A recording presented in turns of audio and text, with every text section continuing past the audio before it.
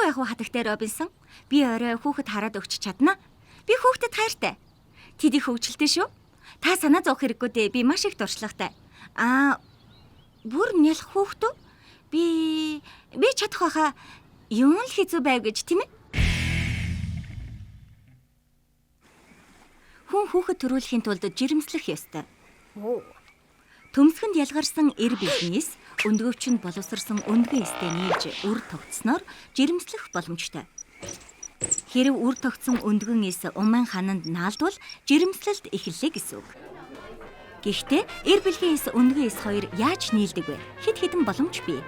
Эр бэлгийн эс болон өндгөн эсийн уулзах хамгийн нийтлэг арга бол шодой үтрээ рүү орох буюу үтрээгээр бэлгийн харилцаанд орох юм. Эр бэлгийн эс агуулсан үрийн шингэн шодооноос үтрээнд гараад умаан хүзүү болон умаан хүндийгөөр дамжин умаан гуурсан хоолойд орж өндгөн эстэй уулзна.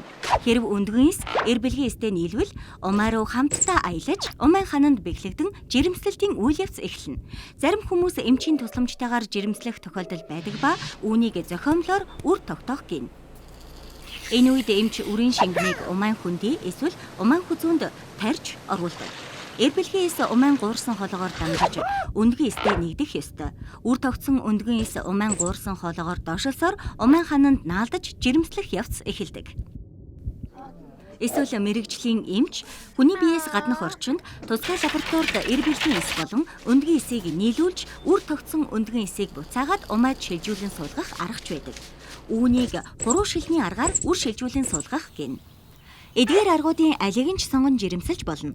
Үр тогтсон өндгөн эс 9 сарын туршид ураг болон бойжиж, төрөхөд бэлэн болох хүртэл эд эрхтнүүд ургаж гүйцэн бие махбод үйл ажиллагаанд ордог. Жирэмсэл болон төрөлт нь гэр бүл үүсгэх нэг л хэлбэр юм.